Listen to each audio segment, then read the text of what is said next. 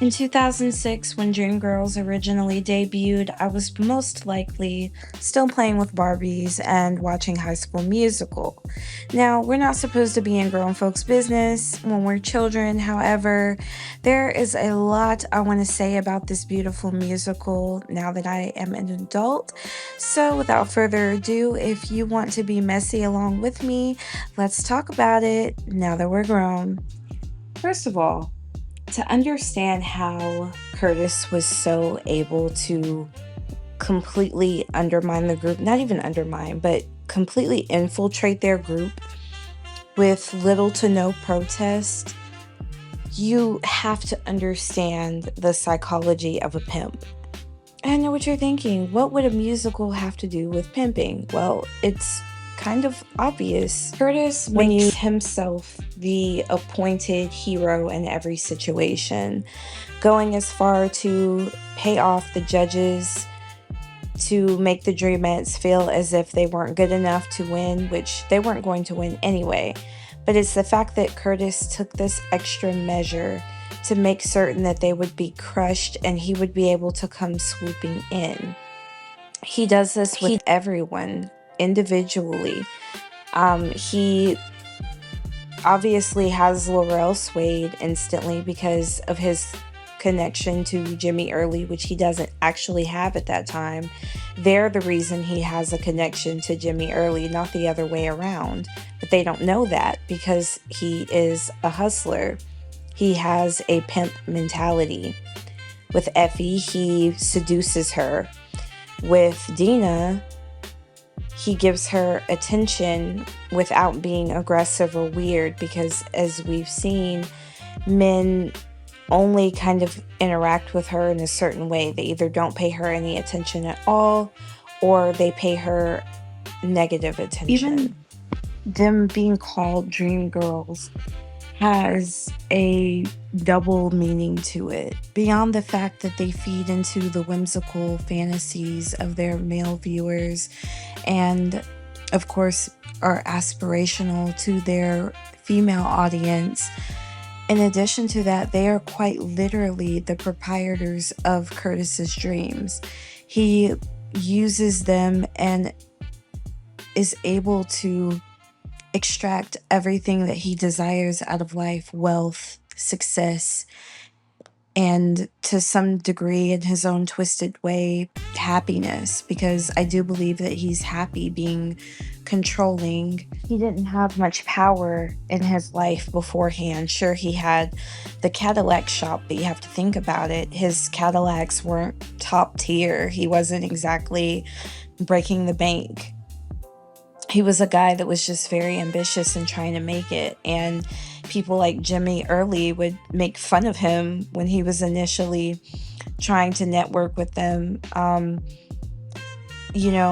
Disc jockeys weren't necessarily giving him respect or notoriety until he began the payola train.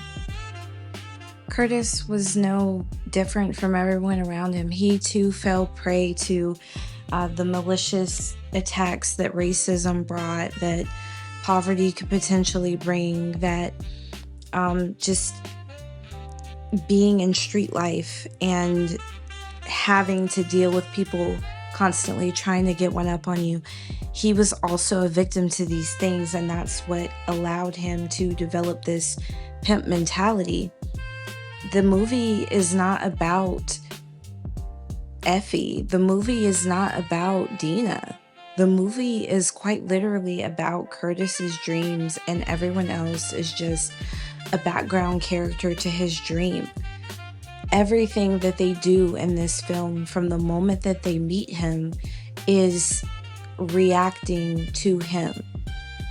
He is constantly on offense, and everyone else in the film is constantly on defense. And getting back to the part about how he was able to infiltrate the group, as I mentioned, he seduced Effie. He gave Laurel access to Jimmy Early. He gave Dina a little bit of attention and validation that she was not used to getting. And I imagine it was even easier to get her on board because for once, she didn't have to compete with Effie anymore. He was probably telling her that she's really the one and she's this and that or whatever, making her feel special while continuing to bed Effie. And additionally, he got Cece on board because once their Cadillac record was stolen, he was able to make Cece convinced that he was the only one that could protect them. Additionally, like I said, because everyone is just a pawn in his game and he's controlling the board, I don't believe that he loved either Deanie. I don't believe he loved either Dina or Effie for that matter. I believe he just saw them as young and able to be manipulated because he got Effie's guard down and she was the most headstrong one in the group. You know, Dina was kind of decisive, but at the same time, she didn't always peep game. She wasn't as wary of people as Effie was because, you know, Dina was very friendly. When someone would ask her a question, she had this bit of naivete and kind of always assumed people had good intentions until she could clearly see that they didn't.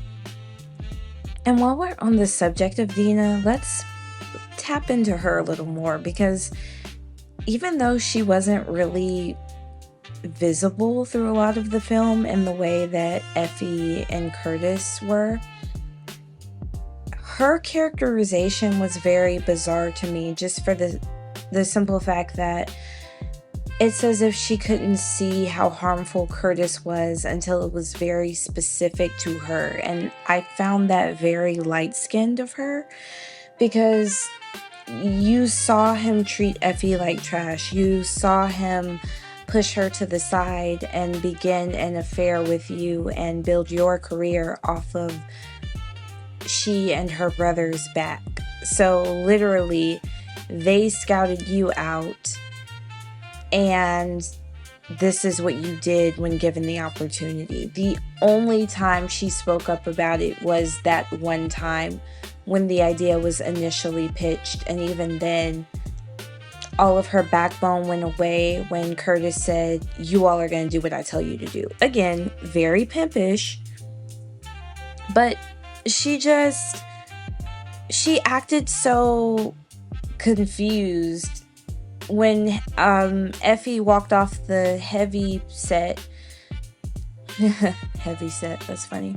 When Effie walked off of their filming of Heavy on live television, literally Dina's like, "What have I done to you?" And I'm like, what exactly are you confused about? Because you're not exactly telling your friend that, "Hey, I'm only doing this so we can keep our opportunity." You're literally just milking it. That reporter asked Curtis, "Is Dina the cherry of the sundae that the Dreamgirls are?" And he was like, "She's the nuts, she's the cream, she's the ball. It's everything. I'm everything." And Dina didn't flinch. She didn't flinch, not even once. She was like, "Okay, smile and look cute." Like, girl, what are you confused about? You know what you did. Granted, she was groomed as, you know, a very young lady, but still, you're a little too confused, ma'am. I think if Curtis had allowed her to be in that Ratchet movie that she wanted to be in, that indie film that she so desperately wanted to be in, I think everything would have been fine. She wouldn't have blown any whistles on him. She wouldn't have rang the alarm. None of that. She just would have been like, "Yeah, oh well, I'm a star and the chubby one isn't." You know, that's just my opinion. This episode is getting kind of long, so I'm gonna go ahead and wrap it up there. But I appreciate you tuning in to this first partial episode of the Now That We're Grown series, where we explore events, memories, all types of things that happened before we were old enough to fully grasp the true depth of it. So part 2 will definitely be coming out. I know you didn't think I was only going to speak on Jamie and Beyonce for this great film, so stay tuned.